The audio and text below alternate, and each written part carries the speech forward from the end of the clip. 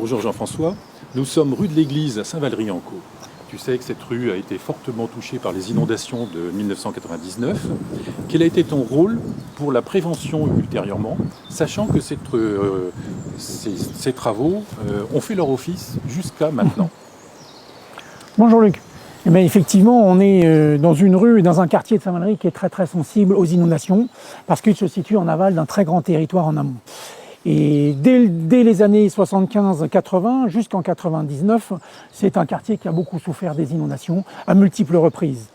Et donc avec le docteur Couture, à l'époque, dès les années 1994, j'ai commencé avec le CIVOM du Caux-Maritime par faire toutes les études qui étaient nécessaires pour voir ce que l'on pouvait faire en amont sur le territoire, de façon à essayer de ralentir les crues et puis de retenir un petit peu les écoulements, de façon à ce que ça puisse passer en douceur dans ce quartier-là.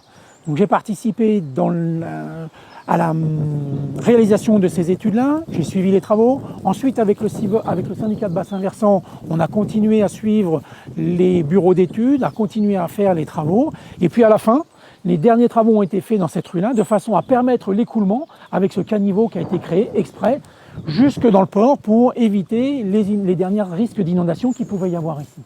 Donc là, j'ai forcément beaucoup contribué à protéger Saint-Valery du risque d'inondation. C'est un risque important, hein. On en parle de plus en plus actuellement un petit peu partout en France. Et puis les affaires de Lubrizol nous montrent à quel point la gestion des risques est complexe, à quel point il faut effectivement bien maîtriser l'information et savoir faire le nécessaire. Et donc on ira peut-être voir tout à l'heure des aménagements qui sont en amont. Il y a 22 ouvrages qui ont été constitués. Et puis ensuite, à partir des années 2000, en tant qu'adjoint à l'urbanisme ici, j'ai continué à travailler sur la limitation du risque d'inondation en mettant en place le document, le plan communal de sauvegarde.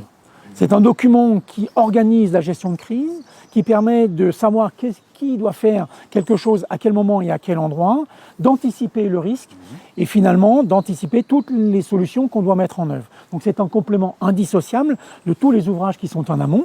Et parallèlement à ce plan communal de sauvegarde, il a été aussi engagé des réunions d'information régulières avec la population.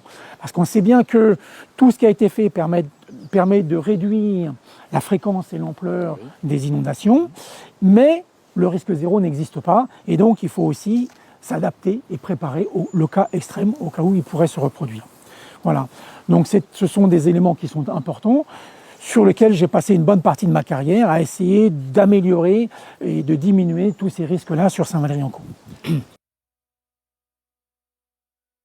Donc là, on est sur la dernière retenue en aval du grand bassin versant. Il y a 10 000 hectares en amont qui protègent la rue de l'Église de ce côté-là. Et donc tu vois, la digue, le barrage là, il fait pratiquement 5 mètres de hauteur. Et il y a tout un champ inondable en amont. Toute la prairie peut être inondée en amont sur 5 mètres de hauteur d'eau. Et il y a quasiment 40 000 mètres cubes de capacité de stockage ici, dans cet ouvrage-là. Donc si on remonte le fond de vallon qui s'en va vers Plaine Sève, de ce côté-là, il y a 4 autres ouvrages importants pour augmenter les volumes. Et puis si on va du côté de Malinville, de l'autre côté, il y a aussi 4 ouvrages, un petit peu plus petits, qui gèrent l'ensemble des ruissellements, des pluies, du petit bassin versant de Malinville, avant de descendre et d'arriver et de reprendre la route et qui va arriver dans la rue de l'Église de l'autre côté. Donc des ouvrages comme cela, il y en a 22 en amont de Saint-Valery, pour une capacité totale de un peu plus de 300 000 mètres cubes, c'est-à-dire 3 millions de litres d'eau. D'accord. Où commence le bassin versant ? Le bassin versant ici commence très loin, il commence à Fulto et Auto-Lovray de l'autre côté. Tout le territoire, depuis Anglesqueville, Labralon, Fulto, Plaine Sève, tout arrive ici. Dans la rue de l'Église. Dans la rue de l'Église, exactement.